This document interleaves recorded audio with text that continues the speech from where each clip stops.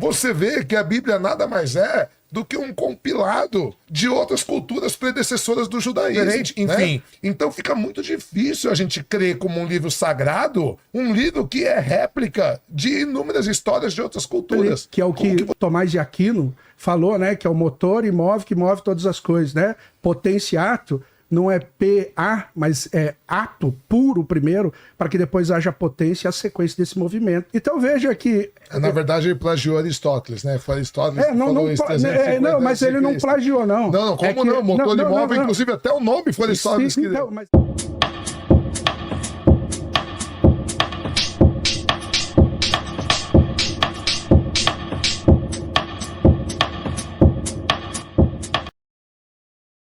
Para a segunda pergunta, quem quer que você faz, Chileno? Segunda pergunta. Eu queria fazer uma pergunta, embora eu já dei uma pincelada no começo, sobre a validação da Bíblia, né? Então, primeiro, a Bíblia é um livro que não foi escrito para nós, ela foi escrito para o povo judeu, né? Então é um livro completamente anacrônico, porque ele terminou de ser escrito há 2000 anos atrás num mundo completamente diferente. E a gente tem aqui, eu até trouxe algumas anotações, inúmeros deuses de 2, 3, 4 mil anos antes de Jesus, que, por exemplo, Horus, que era egípcio, ele nasceu de uma virgem, inclusive chamava Isis Mary, né? Nasceu de uma virgem no dia 25 de dezembro, tinha uma estrela, ele... Começou a pregar com 12 anos, ele era um prodígio, com 30 ele foi batizado, com 33 ele morreu, ficou 3 dias morto e foi ressuscitado. Aí a gente tem Atis, a mesma coisa, nasceu de uma virgem, foi crucificado, foi ressuscitado. Krishna, que também nasceu numa virgem, também teve uma estrela no nascimento, também fazia milagres, também foi ressuscitado. A gente tem Dionísio, que inclusive era chamado de Cordeiro de Deus, nasceu no dia 25 de dezembro, nasceu de uma virgem, era chamado de Alfa e Ômega. A gente tem Mitra, que andava com 12 apóstolos, que foi morto, ficou 3 dias, foi ressuscitado. Então, quando você olha a história da humanidade, eu já falei da epopeia de Gilgamesh, das tábuas sumérias, né? Você vê que a Bíblia nada mais é do que um compilado de outras culturas predecessoras do judaísmo, né? Porque o judaísmo, embora ele seja uma cultura antiga, ele não é a mais antiga. Existiam culturas mais antigas, os sumérios, os egípcios, os mitrianos e uma série de outros. Escravizaram eles, inclusive, né? Isso também a gente não tem evidência arqueológica nenhuma. E até porque é outro fator engraçado, porque se os judeus ficaram 400 anos no Egito, como diz a Bíblia, como não tem uma citação na Bíblia de uma pirâmide, de uma coisa assim, que é uma coisa tão, né, tão forte na cultura egípcia, extraordinária. Acho que foi, né, para manter-se ateu.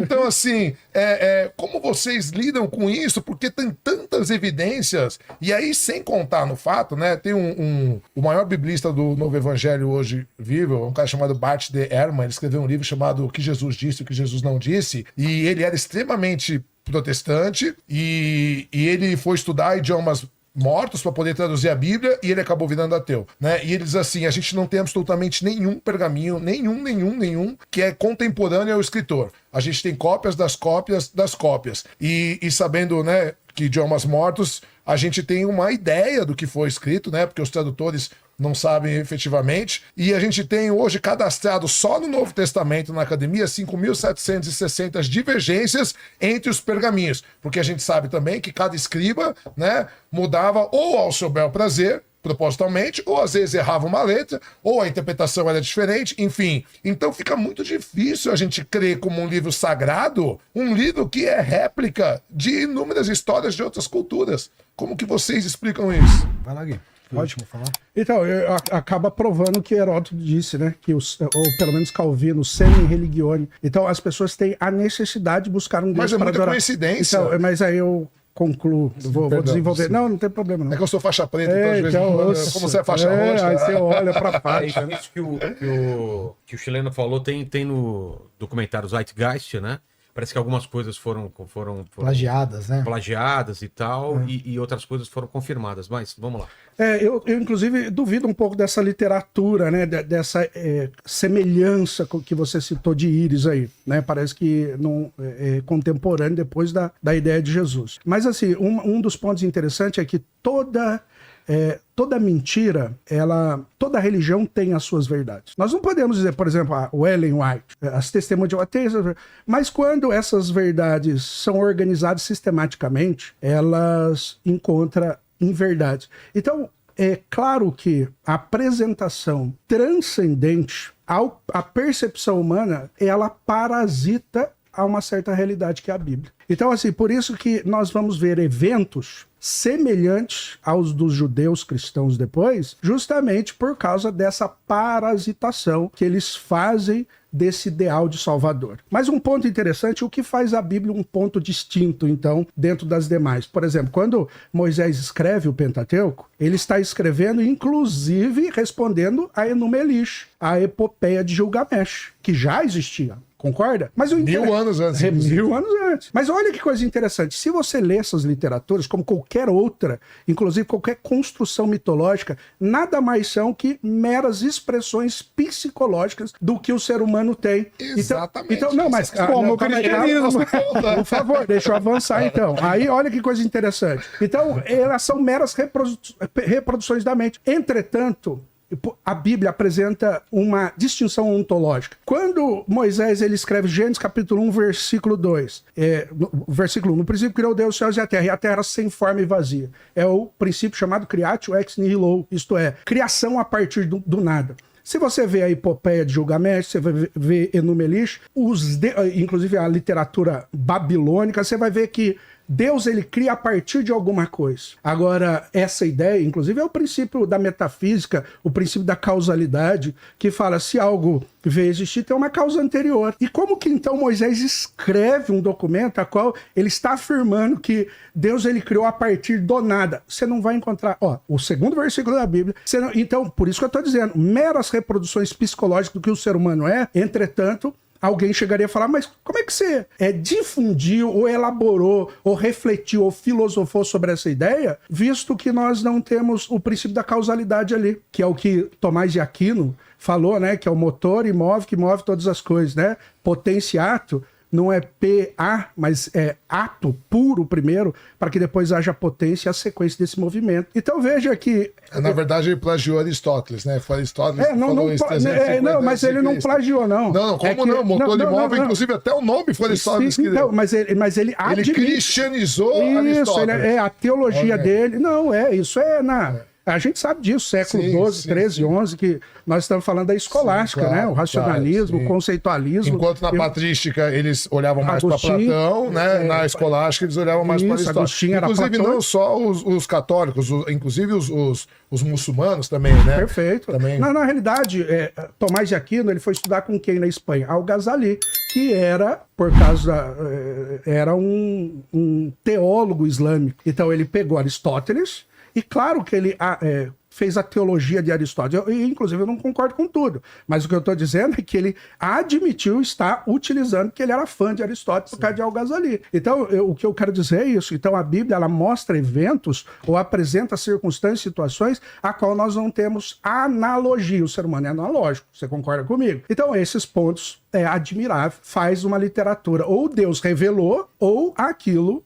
não poderia ser um conceito humano. Como que vocês veem a questão da tradição oral do judeu? Porque se a gente for focar só na escrita, a gente também tem que entender o que foi passado de pai para filho e assim sucessivamente. A gente não precisa nem ir longe. Quantas histórias tem no Brasil que foi se tornar escrita só depois? Que a tradição oral já tinha.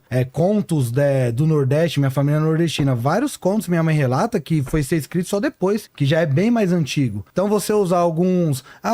o pessoal pega... Ó aqui, o dilúvio de vocês. Ó aqui a serpente. Mas isso não tem no cristianismo. Por mais que os manuscritos sejam encontrados...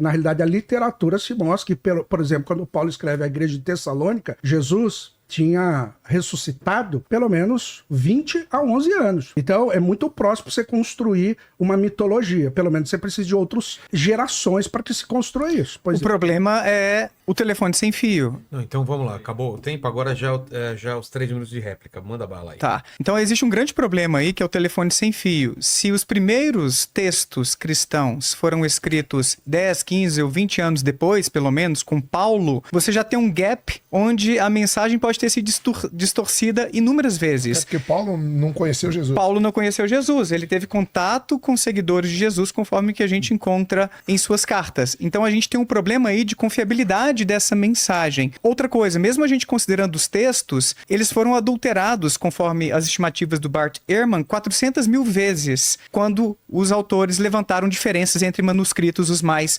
antigos. Tudo bem que a maioria dessas adulterações ou modificações não trouxeram grandes prejuízos teológicos. Sim. Mas que bom, outras, que bom. mas outras adulterações, sim. Por exemplo, em 1ª Epístola de João, capítulo 5, a gente encontra, se não me falha a memória, no versículo 7, o único versículo que é uma base bíblica explícita para a doutrina da Santíssima Trindade. Veja, a única afirmação explícita para a doutrina da Santíssima Trindade. Sabe qual que é o problema desse versículo? Ou de 2 versículos que compõem essa ideia? É que foram interpolações, foram adulterações sofridas pelo texto tardiamente.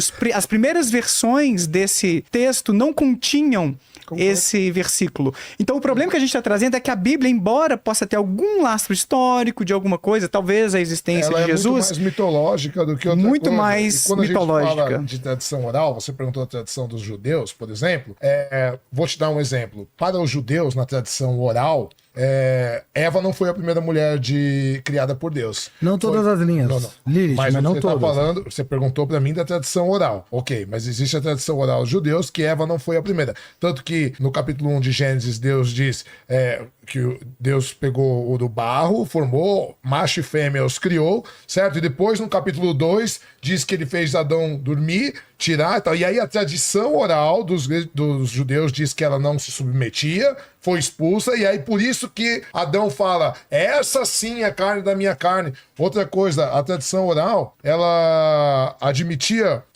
uma série de outras coisas, como que Jeová tinha uma consorte, tinha uma mulher, né? Então no princípio do judaísmo, não era um monoteísmo, ele era, tanto que a gente tem o maior biblista do Velho Testamento vivo hoje, é um cara chamado Mauro Biglínio, ele foi contratado pela editora São Paulo do Vaticano para traduzir 29 livros, e pediram para ele fazer a tradução mais fiel possível, e quando ele saiu, ele escreveu um livro chamado A Bíblia Não É um Livro Sagrado. Inclusive acho que o Fábio Elim veio aqui, que é amigo meu, junto com o Lael, eles falaram sobre o Mauro Biglínio, e hoje ele anda com segurança, porque ele falou que a Bíblia não fala de pecado original, a Bíblia não fala uma série de coisas. E no começo, o próprio judaísmo não era monoteísta. Então, quando a gente fala de tradição oral, que vai levar ao cristianismo e depois ao islamismo, que teoricamente é o mesmo Deus, mas são 3 visões totalmente diferentes, a gente vai se complicar mais ainda.